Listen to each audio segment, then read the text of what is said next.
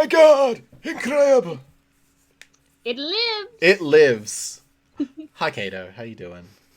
I am very well, thank you, Mitch. How are you? I'm doing pretty good. Unfortunately, as the people may notice very quickly, there is no person to my right. Yes, my right normally. I don't know. I don't know where I live on your stream. You live on my I left, but stream right. Sure. Anyway, Anyway, there isn't an there as is in there is no anywhere. as today, In any unfortunately. of the directions. In no direction, upwards, downwards, sideways, any directions. Mm. So, Kato, who are you? I'm Kato, aka Kato. You're Kato, aka Kato, I am. and I'm Mitch, aka Kung Fu Panzer.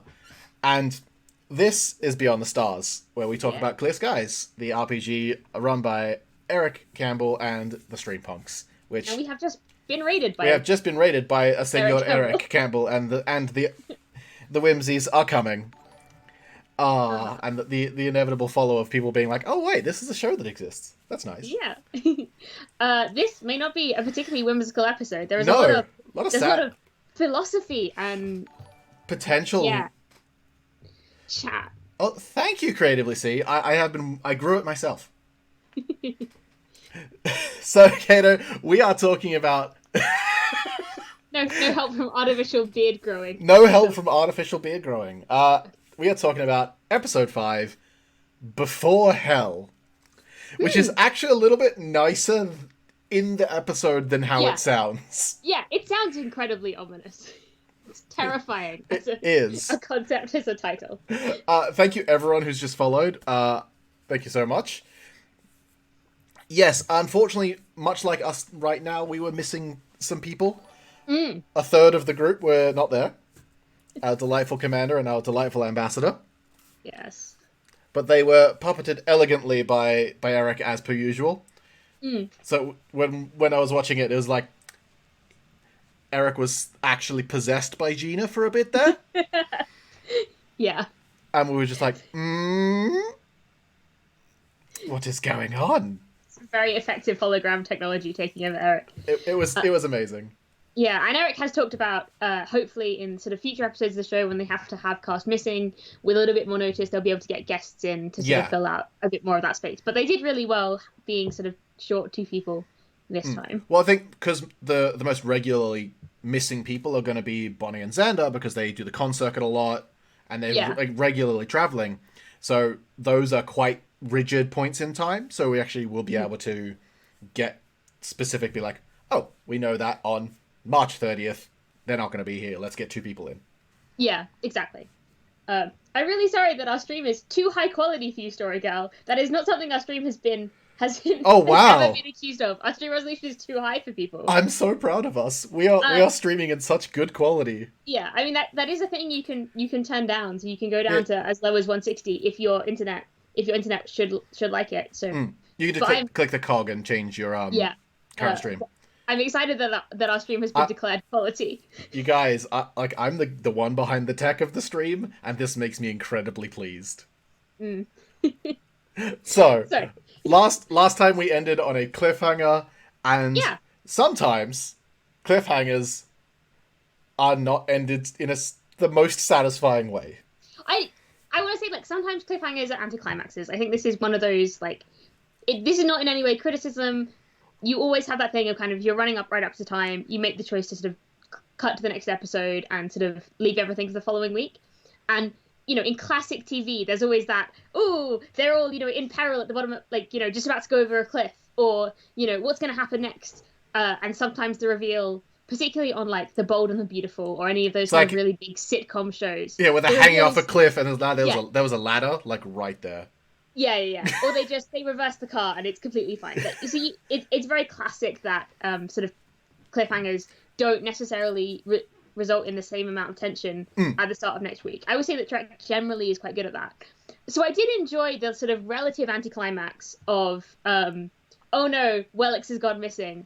Oh my gosh, what are we going to have to do? Yeah. We're going to have to, like, you know, turn the station upside down. Maybe he's already got on another ship. There was all this sort of stuff we were sort of hypothesizing about how far he could have got.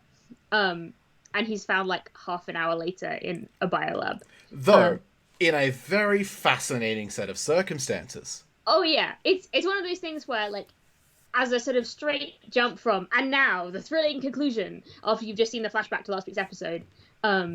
It's a really nice jump from a sort of high tension kind of action scene down to a slightly more philosophical question scene that really nicely sets up the way this episode is going to develop. It feels like a second part of that story. Yeah, and I think Bonnie as Macrel really stood up and like took control, knowing that there were two people missing, and really just kind of took that story and ran with it. Yeah.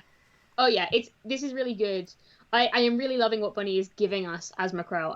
I think I hate to constantly be comparing to Shield of Tomorrow, but I think she's got a very different energy as a doctor, and I love what she's able to bring. So let's talk about this. Wellix is found. He's found in Biolab 1, and when they sort of go back and Prowl sort of gets up the security footage very easily of sort of how he escaped. We have these sort of two periods where he comes round from the sedative Macrel gave him, and is sort of acutely disoriented. He doesn't know what's going on, but his cognition, his thinking is still intact.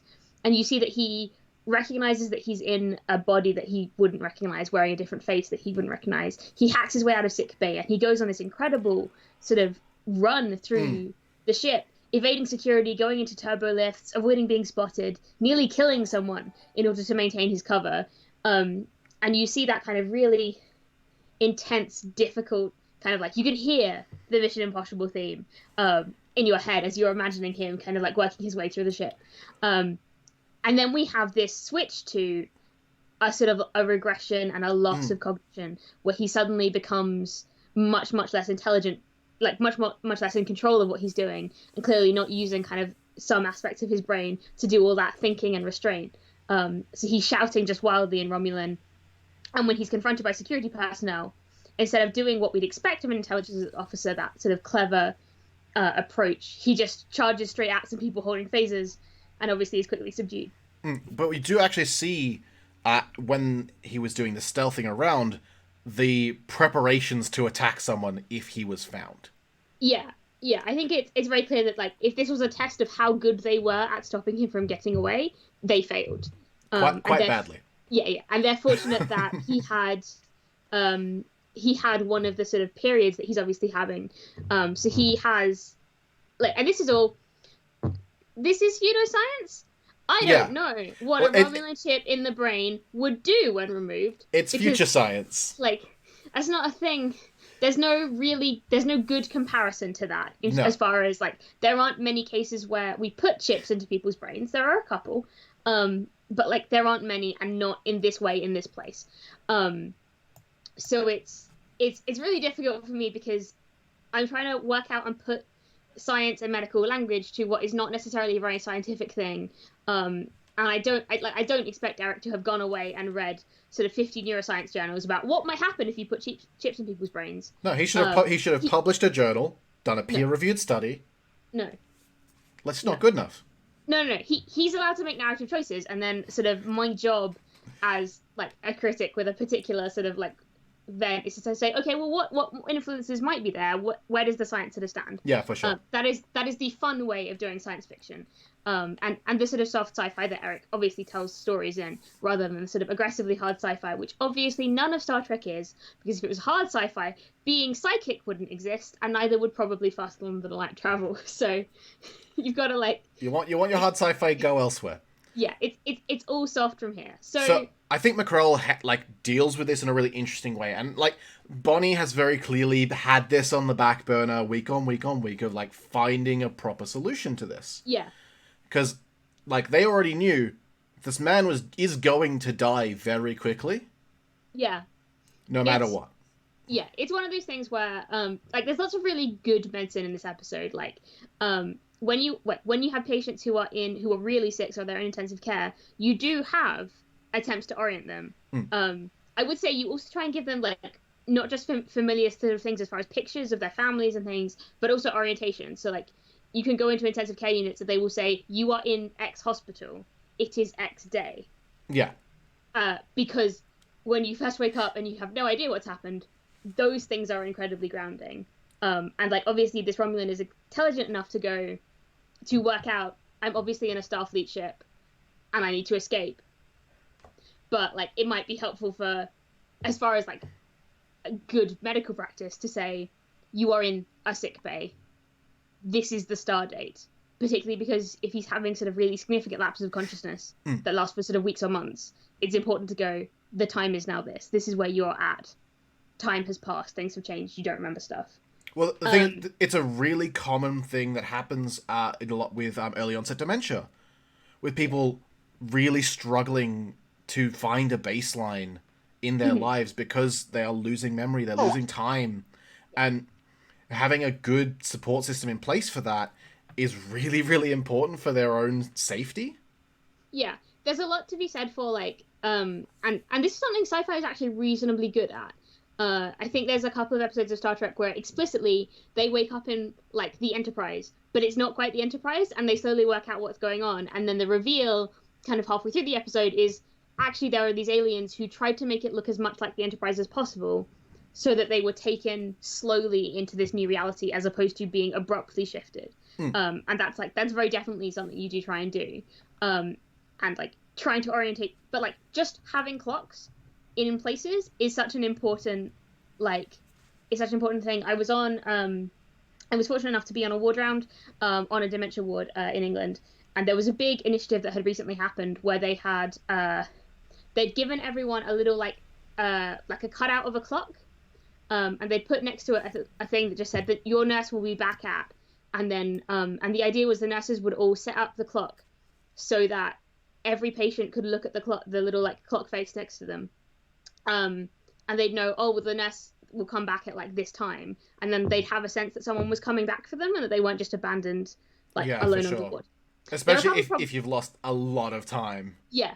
The problems with this were as follows. They didn't tell the patients that this is what it was, so they asked, like, they did a whole ward round with me, and they went around and they were like, do you know what this is? They were like, yeah, it's a clock, but it's always broken, like it doesn't work. And you're like, oh yeah, but that's because it's not a clock. It's meant to be telling you what the time is when they come back. It's not a representation of the actual clock. And they explained it to everyone. And they were like, well, that's great, but we don't have watches, and we don't have none of us can see a clock.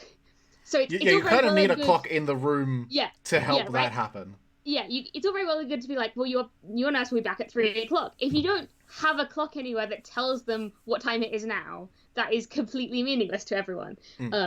So I watched a doctor get quite upset at the sort of the administration team that had set this up as a useful idea, because it was a good concept but very poorly executed. Exactly. Fahim, I recommend against that in all cases. But yes, so outside of the pseudoscience and it being very interesting and the concept of a placebo replacement. Yeah, not a placebo. It can only be a placebo if she's not actually putting anything into the brain. Once she's putting an active chip that does stuff in the brain, it's not a placebo. It's not an evil chip that is going to mind control. That doesn't make it a placebo. Do you understand? Like, because placebos are... Yeah, placebos are pretend things. This is an actual thing. Like, there has to not be any active content in a placebo. So a placebo in this way would you'd do the surgery and you'd make the scar appear, but you wouldn't leave anything behind, probably, would be the way to do a placebo, which would have... Well, it would be 30% effective, because all placebos are roughly that amount effective, but it wouldn't have the same effect. What she's trying to do is put in a chip that replaces the electrical activity that the old Romulan chip was providing to his brain, which he obviously now needs, because when he has these periods where he's looking for electrical signal that isn't there, essentially, because that part of his brain has been removed and the chip isn't supplying those signals. And like, this is the best analogy we have for this in terms of real world diseases would be Parkinson's disease, where the neurons of a particular part of the brain die off slowly, and essentially you don't have any excitation coming from that part of the brain. And it's a part of the brain that controls movement. So in Parkinson's disease, you get stiff, slow-moving people who've got tremors and sort of struggle to initiate walking, particularly. And that's because that particular part of the brain, there's no excitation coming from it. And you can see how much, even a tiny part of the brain, you can see how big that effect is. Like, Parkinson's disease is a really significant disease. Like, it has a lot of sort of comorbidities. It's a big thing. Obviously, that is not where they put the chip in this Star Trek thing. They put it probably somewhere in the frontal lobes with all of your thinking and presumably like complex, sort of complex higher cognition control is where I would put it. And sort of having, if you think about how much of an effect Parkinson's disease has, if you put something equivalent in the frontal lobes and then take it away, you're going to have a similar effect on higher level thinking, on cognition, on impulse control, on all of the sort of stuff that does. So obviously you need to replace that. You need to replace that as much as you possibly can.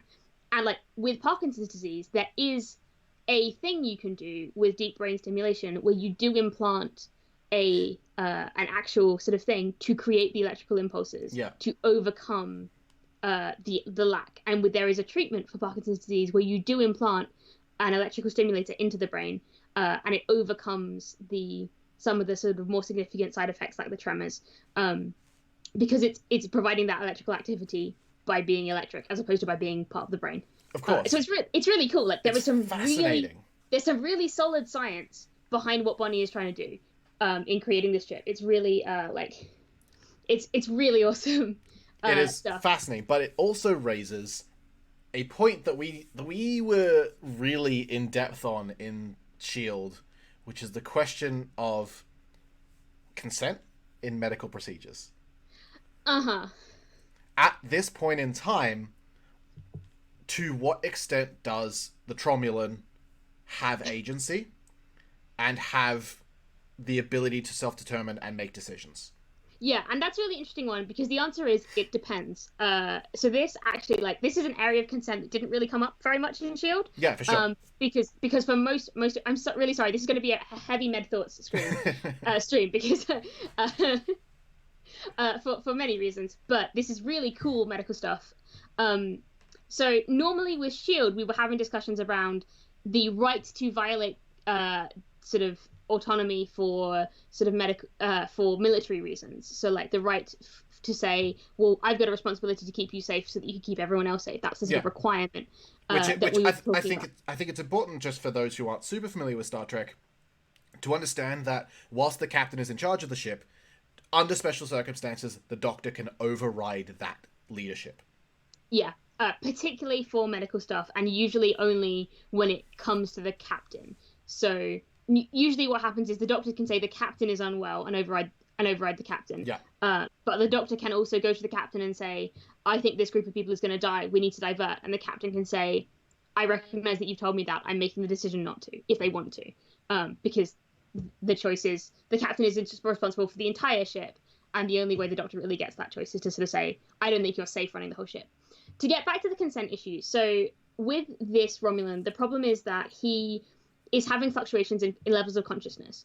So when he is apparently fully with it, there is no reason to suspect he doesn't have capacity to consent. And so capacity is this thing that you talk about in medicine a lot, about how you determine whether or not someone has the ability to self-determine. And there are sort of special circumstances where you have to sort of go through the process of trying to work out whether or not someone has capacity. So broadly, every adult is assumed to have capacity unless you have any reason to think that they're not. Children, there is a grey area where, depending on sort of local laws, you get to say a 16-year-old has capacity to consent, a 14-year-old, a 12-year-old, specifically to medical procedures. Yeah. I'm not talking about consent in any other way, just about if a 16-year-old wants to say have their appendix out and their parents don't want them, you might be in a situation where you can sort of say, well, the 16-year-old has capacity to consent, or you might say, like, other doctors can have consent.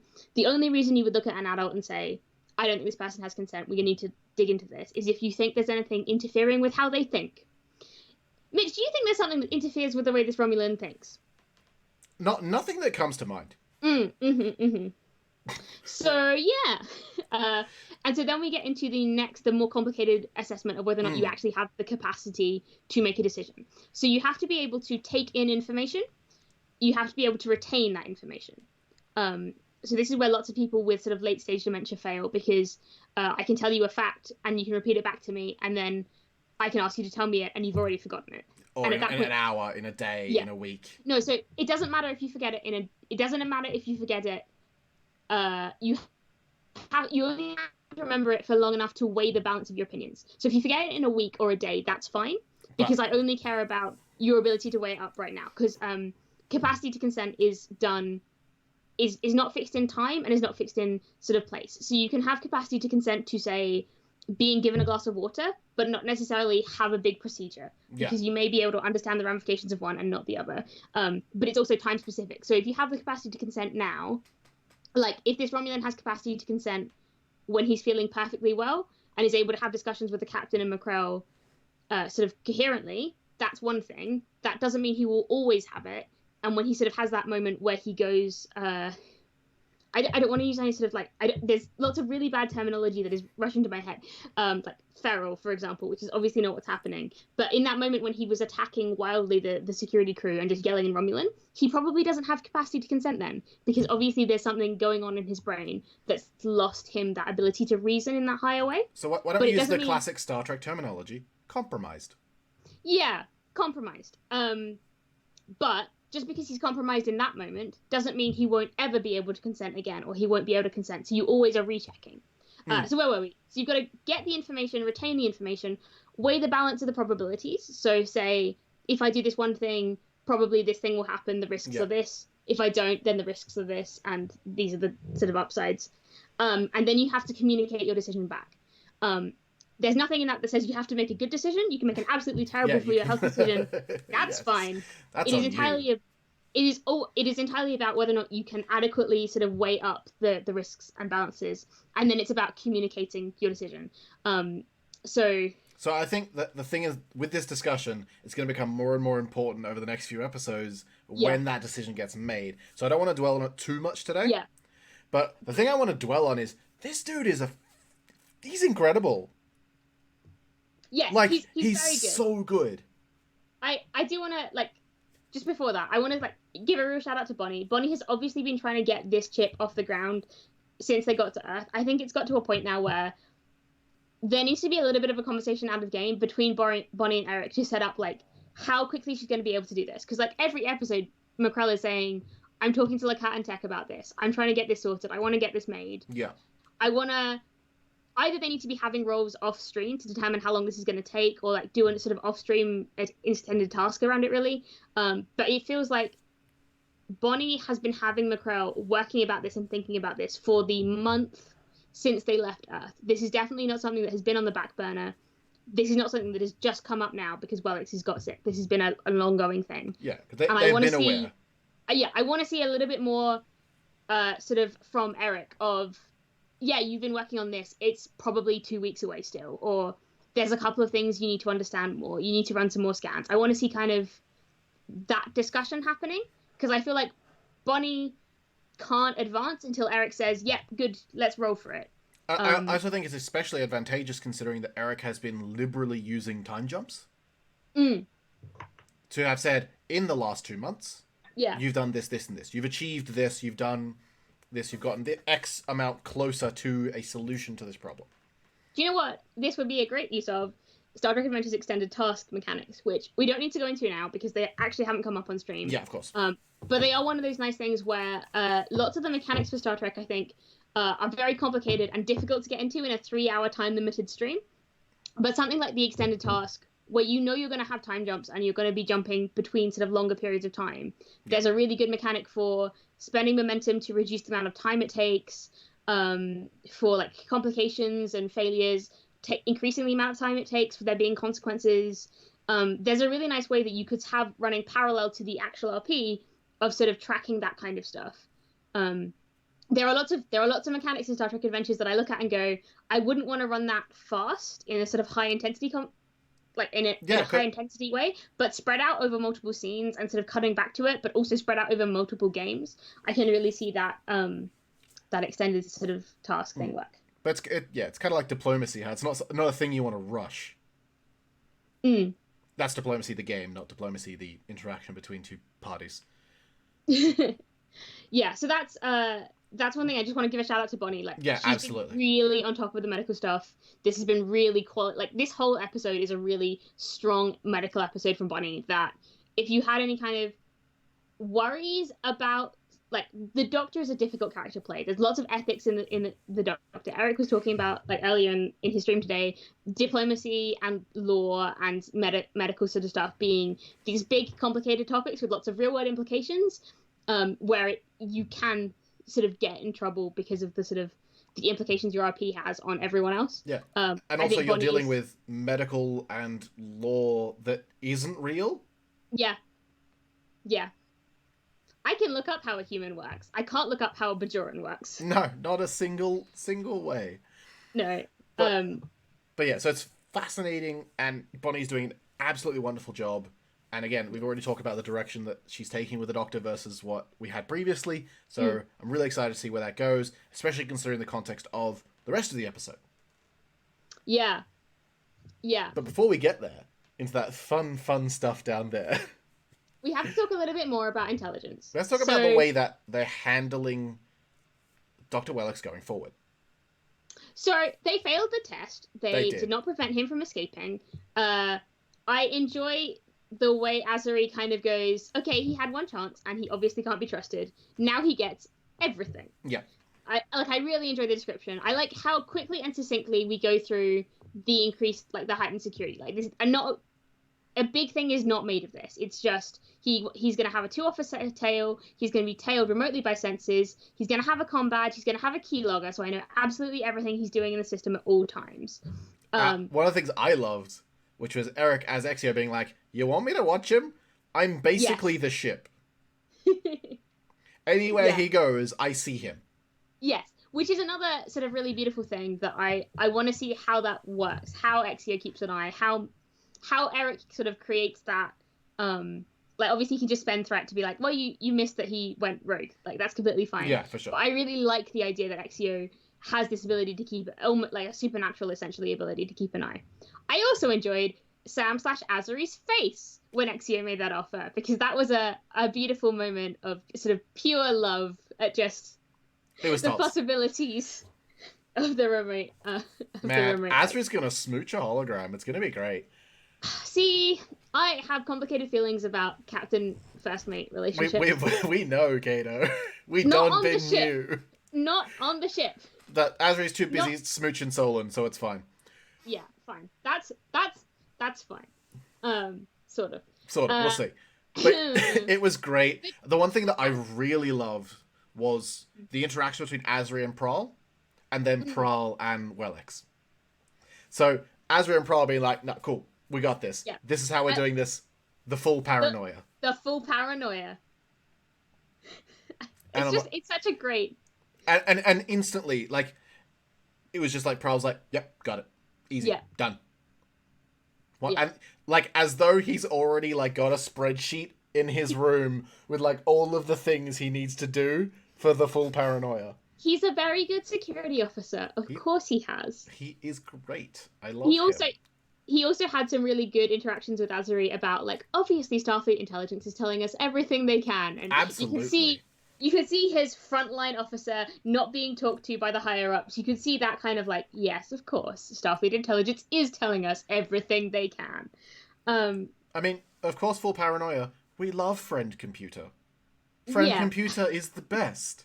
And benevolent. That is where my head went with full paranoia. Friend Computer provides for everyone. Yeah, that is. I'm so glad that everyone knows and understands me. Thank you, Casey. Yes. So, one of the highlight for me in that conversation was Prahl just straight eyeing Wellix, being like, if you hurt anyone on the crew, I will fucking space you. Did he say fucking? He did not, but that's what he meant. Yeah. That was really good. I love that Eric has chosen to give us another Trill security officer, and one that is quite so everything a security officer should be, which is no fun, all serious, all the time. I am in charge of security, and security will go like this, and you're not allowed to do anything. Like, I am not a merry man. Yeah, exactly. That is exactly what you want from your security officer, is they need to have a little bit of that paranoia, because the security of the ship and the safety as far as security of the ship is in their hands. You know, the engineers have to worry about not making the warp core explode. Security's job is don't let anyone bad get anywhere good. Like, that's the whole job. Exactly. And you can see how committed he is to that.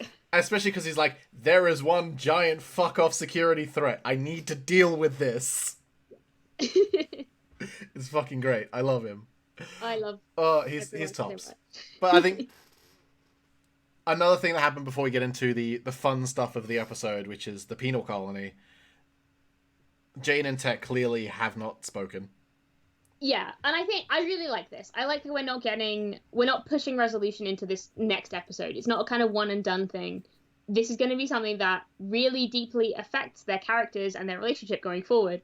Um, it was really good to sort of have a couple of moments as sort of fallout from the bar. Mm.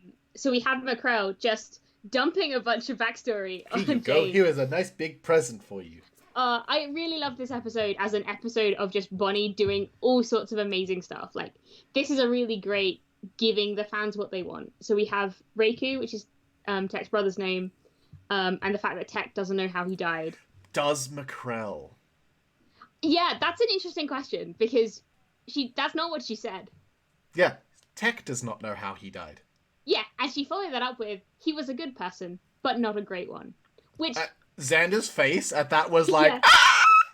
It was fucking hilarious. Yeah, it was all really beautiful. Xander and Bonnie do have amazing kind of like, that best friend, knows each other super well chemistry. Yeah, but I really love that, and it does raise a whole bunch of questions, but I don't really want to ask any of them out loud. Not yet. We got to know. We got to know bubble. more. It's got to bubble. It's got to cook. Got to simmer. We need that. We need that curry to be delicious. Mm-hmm. But it will be. It's tea, obviously, Mitch. It's tea that McGrail is going to spill like 20 episodes down the line. Yeah, but I think it's also our blue boy, so it needs to be food related.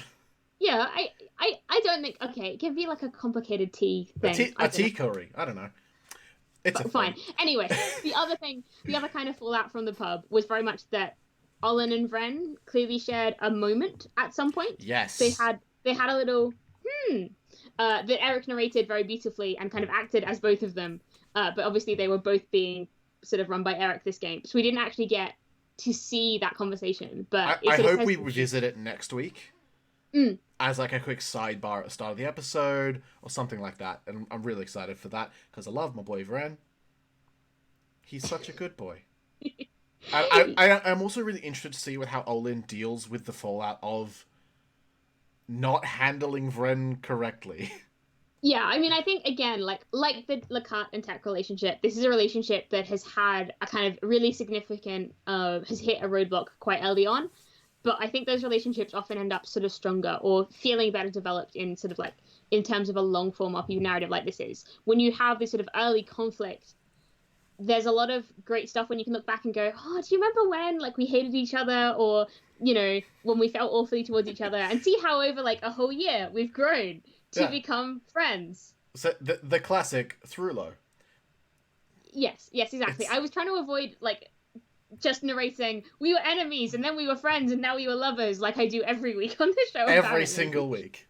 I don't ship everyone exclusively. I think just most people. See, like, it's possible to ship Lakat and Tech.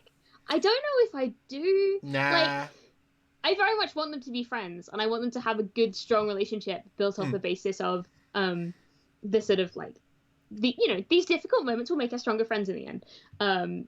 But yeah, I'm not gonna necessarily ship absolutely everyone who hates each other at first. Exactly, like, even though it's so much fun. Only most people. So speaking of Jane, we had a really lovely moment between Jane and the Chief Odanian who'd just come aboard at Starbase 24, Dr. Yada. Yeah, I like that this scene is just give Rave nice things. Yeah, just let Rave have fun. Things. And let Rave have nice things. Nice things for Rave all the time. Also, it's really interesting because, like, we talked about this last week. We're not quite sure how old everyone is. No. And Jane had this kind of childish energy. Yeah, there was very much the kind of, like, junior officer who has got quite a senior role, trying to balance, like, wanting to go for a race, wanting to sort of mess around and have fun with this sort of the professionalism. And you can really see that in this scene. It's just... It's wonderful. So much fun. It's Rave getting to just stretch and play and really interact with Eric. So, and obviously, like, being kind of the newest member of the group, essentially, getting some more time to just immerse oneself is always really nice. On the other side of the bench, everyone knows, or most people know about Eric's history with aquatic life, aquatic animals, wanted to be a marine biologist, and then he worked at the aquarium. Yeah.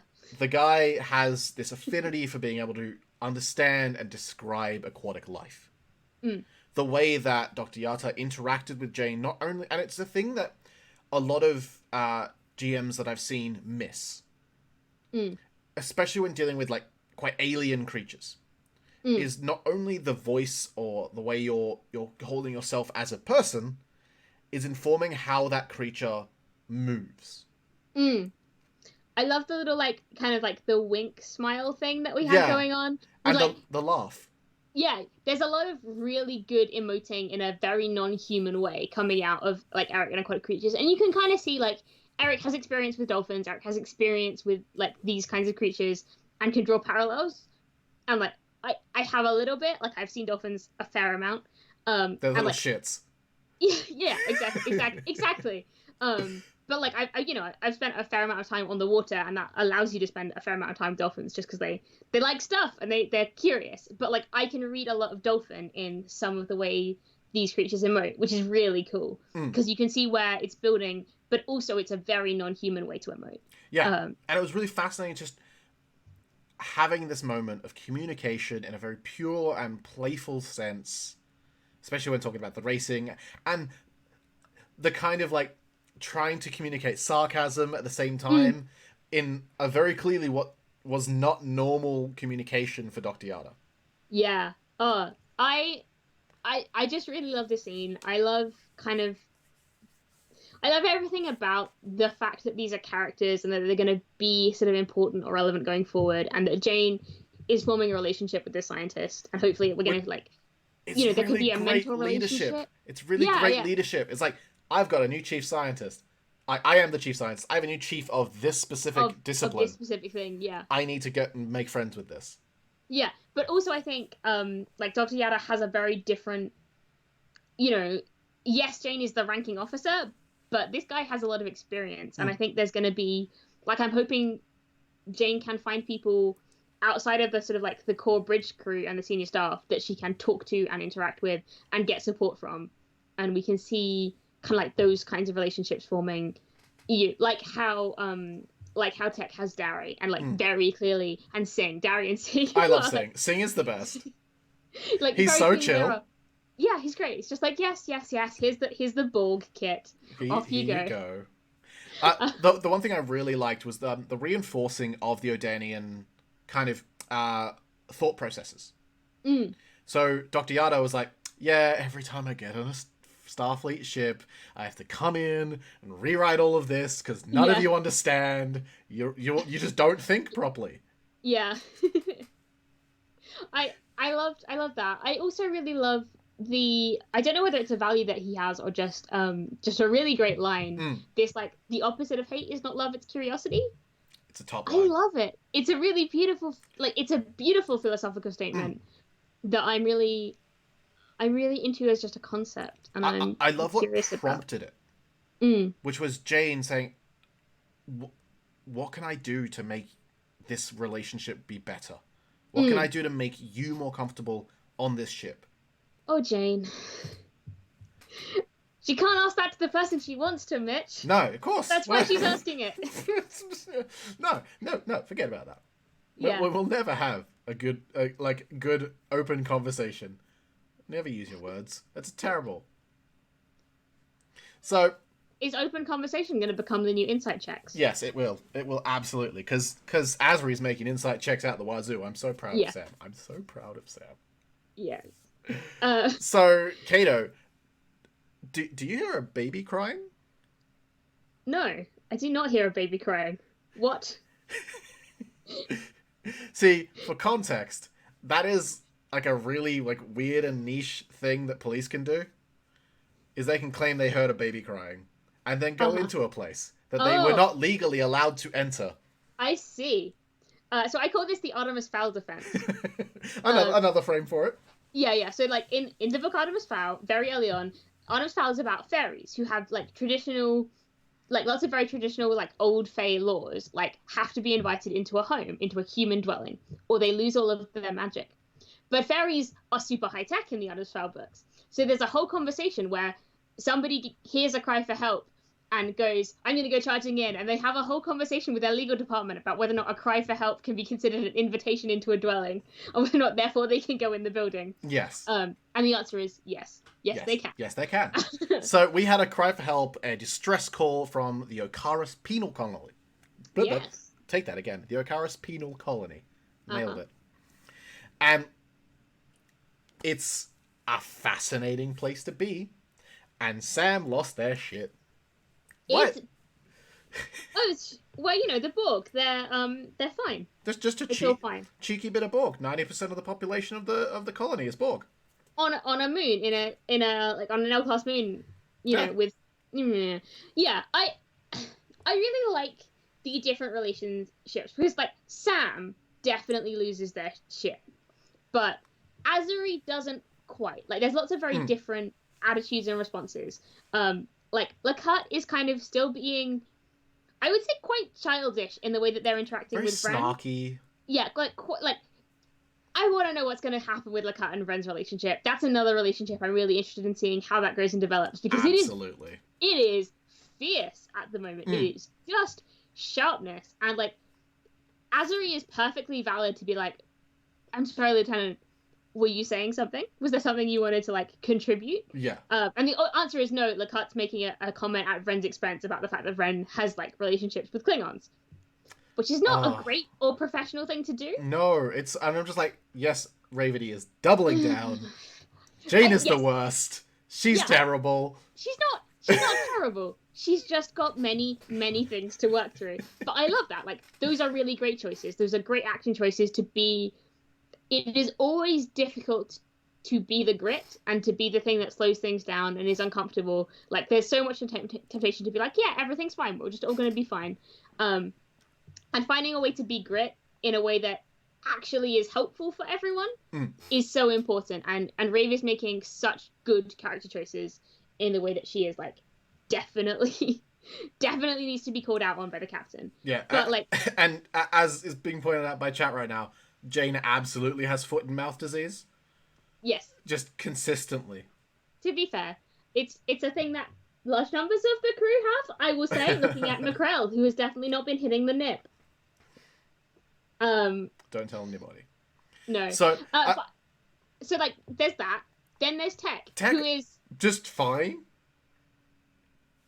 No. Not fine. Incredibly nervy. Incredibly nervy. Like, the moment he mentions that, like, the moment that is even suggested there is, like, an alert, he's like, well, full power to shields. And Azuri is like, no. Chill. We're not at yellow alert. It's fine. Chill. I really like I think, you know, Rave is making amazing choices. Like, Rave is doing fantastic acting. This is such a good highlight episode for Bonnie. I love the way Xander has played Tech as this, like, very chipper, very sort of, like, chirpy. He can be hungover, and he's, like, perfectly chipper and chirpy with that. But he is incredibly nervous on away missions. And he is, like, there's a lot that is really great around, like, Tech's decision, like, the decision to have Tech be a really nice, affable personality who is still very nervous and uncertain and has a lot, and, like, is obviously scared of the Borg, and kind of, like, goes into that transporter and being like, Sing, I need the Borg box. And give me the like, Borg box. Yeah. I imagine that there is just a wall, like a shelf, where it's just so, like, the Borg box, the Dominion box, the Klingon box, the Romulan box. So, like, I imagine Sing, because, like, Sing is that guy in the O'Brien meme, but just him stood behind the transporter being like, this is all I do. I press this button and people beam off the ship. But I imagine, like, behind him, there's, like, a whole wall. Yeah, it's a shelf. There's, like, and he tidies that. He sorts that. He puts stuff in all the boxes for Tech in case, like, he maintains them. Yeah, so that when Tech comes running in and is like, Sing, it's Cardassians, what do I do? He's like, have the Cardassian box. Sing, it's a Starfleet Admiral. Have the Starfleet Admiral box. It contains a dress uniform for you. I'm dealing with my own doubt. Here is the Tech box. Yeah. It just has food in it. Yeah, it's just like, okay. It's just a lunchbox. I enjoy Sing. This Sing is just great. I'm having a great time with him. He's amazing. So, one thing that I really, really love about this episode is the way that Klingons are. Yes, they are awful. They're awful and terrible, and it's wonderful. So, So we spent a lot of time with Klingons and learning about their relationship with the Borg. And Yes. so, obviously, the Borg on this place, we learn very quickly, are all liberated Borg. They are free from the collective. And the Negej, which is such an interesting... So, the infected is the translation. Yeah. That the Klingons essentially treat them like they've already died. Which is so interesting. See, I don't think it's but even also, that they treat...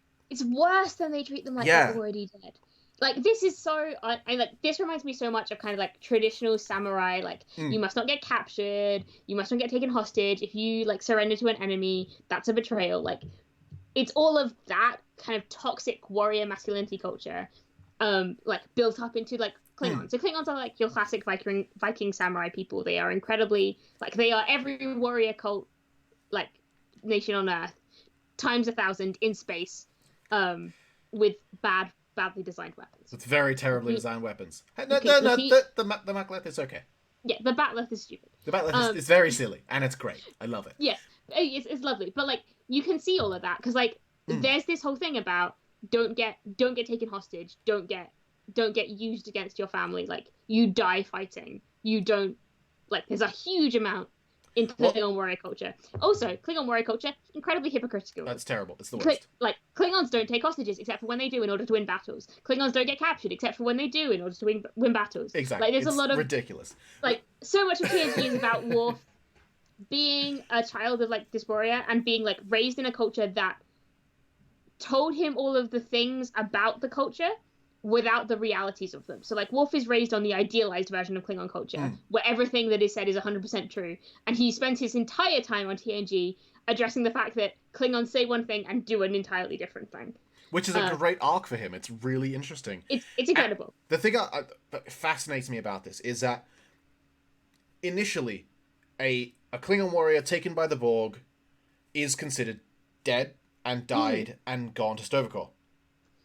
Yeah. But if they return, they are then considered dishonorable. Yeah, it's like, it's such a mess, right? Like, because there's this whole thing about how the idea is that they are like before Greathor, they are parkour, and they are in this kind of waiting room for hell, essentially. Yeah, purgatory, like, which was a great... It's not purgatory. But it's not purgatory. It is before the bad place. Purgatory is the waiting room for heaven. It's the opposite of purgatory. Depends on your interpretation of that, but yes. Yeah, like... We're not going to get into a big theological debate about purgatory. Essentially, it's not a waiting room for hell. Whatever it is, it's not necessarily this specific thing, which is so gross.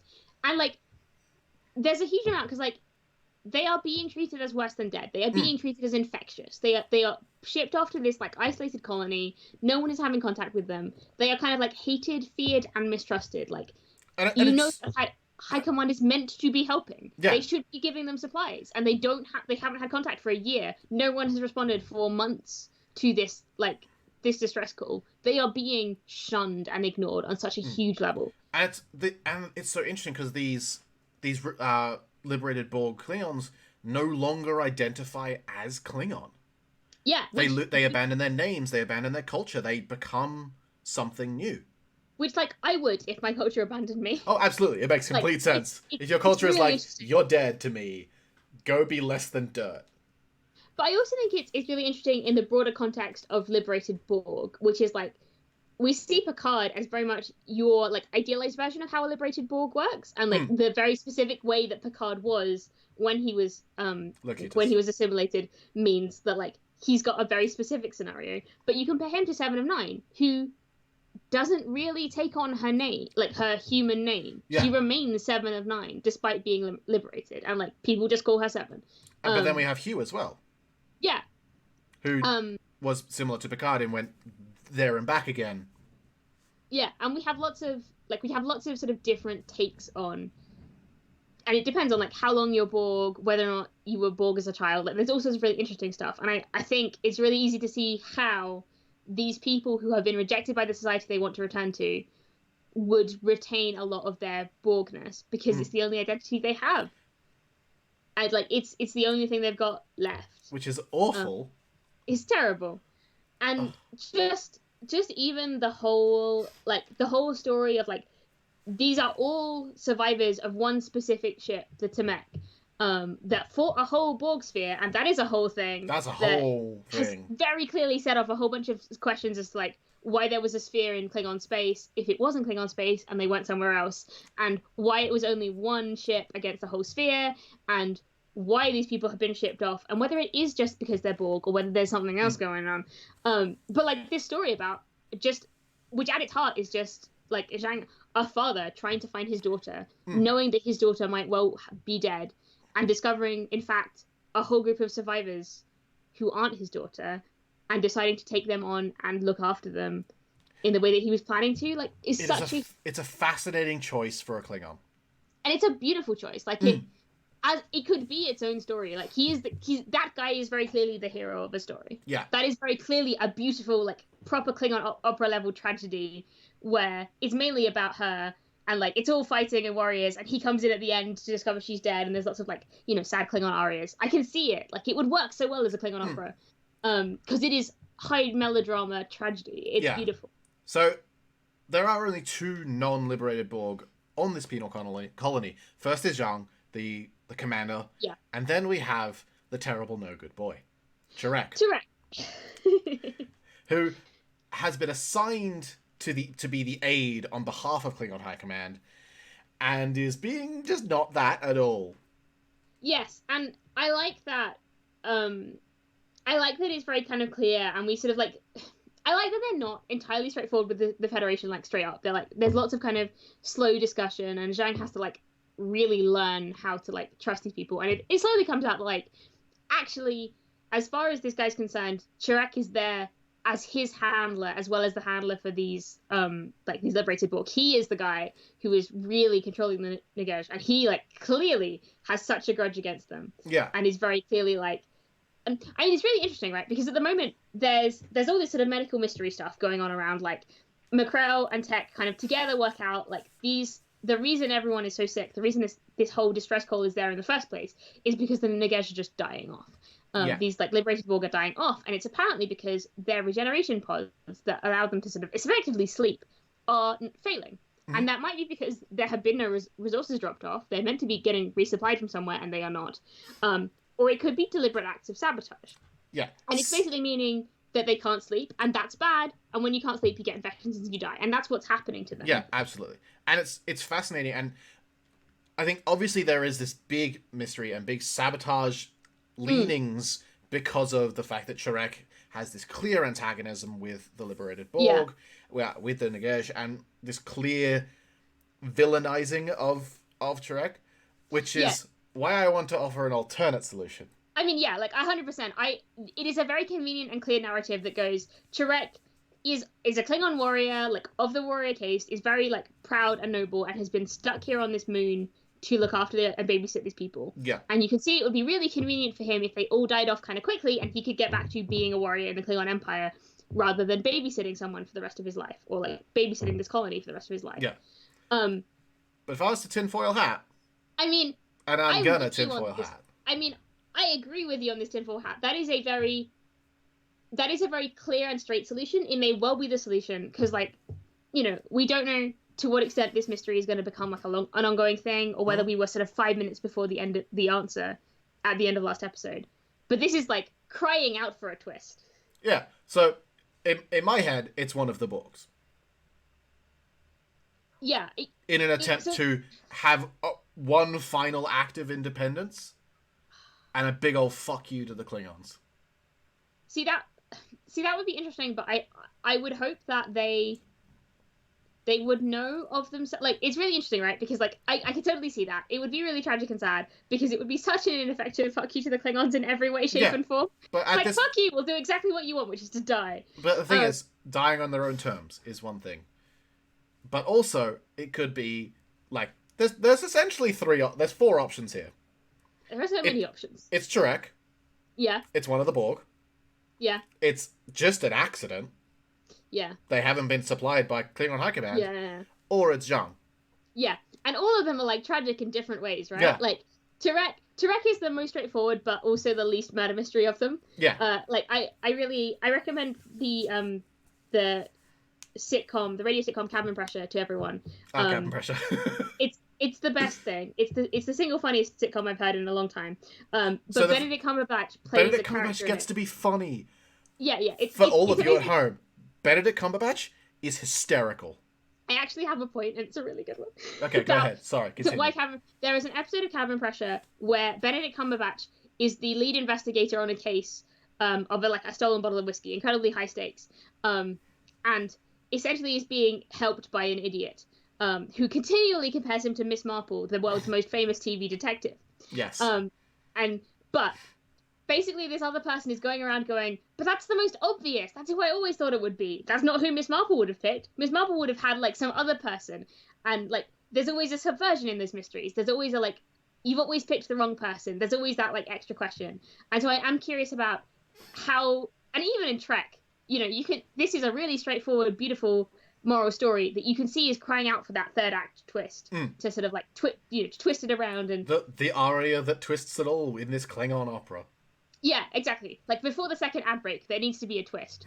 That like it's so sort of key. So yeah, I'm really on board with this little mystery. It's it's great. It's so much fun. Yeah. Juicy stories. I'm really impressed just by discovering that two people were out quite like sort of late in the day, not being able to plan anything around it. How quickly Eric has created a really nice tight mystery that has so much heart to it. That there's a really beautiful reflection on Borg and Klingon society. There's a beautiful story about family in it. There's this stuff around the sort of like it's so good as a tightly plotted mystery. I'm just so impressed by it as a little thing you can unpack and go, this is a really quick story. Like it's a one shot effectively of a game, but it's so good. It's really it's nice. It's further reinforcing that theme of otherness that we're starting to explore. And getting more in depth with how Klingons treat others, how humans treat others, how the Federation, how Romulans treat others. It's very fascinating, and I'm very curious to see the resolution to this plot. And I'm just, it's juicy. It's juicy. And it's great. It's great, isn't it? Because it is both an episode that works really well in the long sort of narrative, like in the long running narrative threads of the show, but also works great as a one-off. And I love that. I really enjoy shows where you can have specific sort of isolated stories that feed into a broader concept, like feed into a broader context. And I think this episode is a really great example of that. You've got such a good. This is a story you can tell to someone without really explaining the whole narrative. And you don't even need to explain the characters. You don't need to explain the crew. You can just have this story and it works. But also, Fluffy Butt is absolutely correct. It was the butler. So we ended on a cliffhanger. Yeah. As always. The Painted Clamble cliffhanger. Yes. I have a couple of things I just wanna. Yeah. Just wanna sneak in there. So I said earlier that like Sam very obviously freaked out because of the Borg. Mm-hmm. I enjoyed, and I just want to shout out like Sam didn't go to the planet. I'm so proud. Easy. Like, despite the fact that Gina wasn't here, so there would be like a perfectly good player reason to go to the planet, which is that then everyone is on the planet and like people can interact and do stuff. But I also like that Sam specifically called out that everyone on the bridge is getting a little bit tense because Sam did a not great pheromones roll. Which highlights a couple of things, which is that Sam has been silently or quietly rolling pheromones rolls this entire time to see how well Sul is keeping a lid on things. And this was not a total failure, but this was a little bit of a roll. And so Azuri is maybe losing control of pheromones a little bit. Not so that you notice, because, like, it's a distress call, they're a Borg, everyone on the bridge is probably tense. And if the captain is tense, the crew will be tense as well. There's nothing to say that it's just pheromones. A vibe. It's a vibe. It's probably not because of pheromones. Just vibing. Just vibing, Kato. It's definitely fine. I'm so excited for next week. We're gonna have a whole bunch of fun. Yes. Also, I just want to highlight, we're so close to the Shackleton. We're so close. We're not 20 episodes. Yeah. We'll be in Shackleton before double digits, hopefully. Oh, Mitch, you can't come out and say things like that. Who knows what will happen? I am a pedant. I will always say shit like that. It's going to be great. You tempt fate. I do tempt fate. So, beautiful episode. I'm very excited. Once we're all wrapped up here, we're going to be raiding queue times for Long Beach by night, as always. But until then, Kato, what's the forecast for tomorrow? The forecast for tomorrow is clear skies. Thanks, guys. We'll see you next week.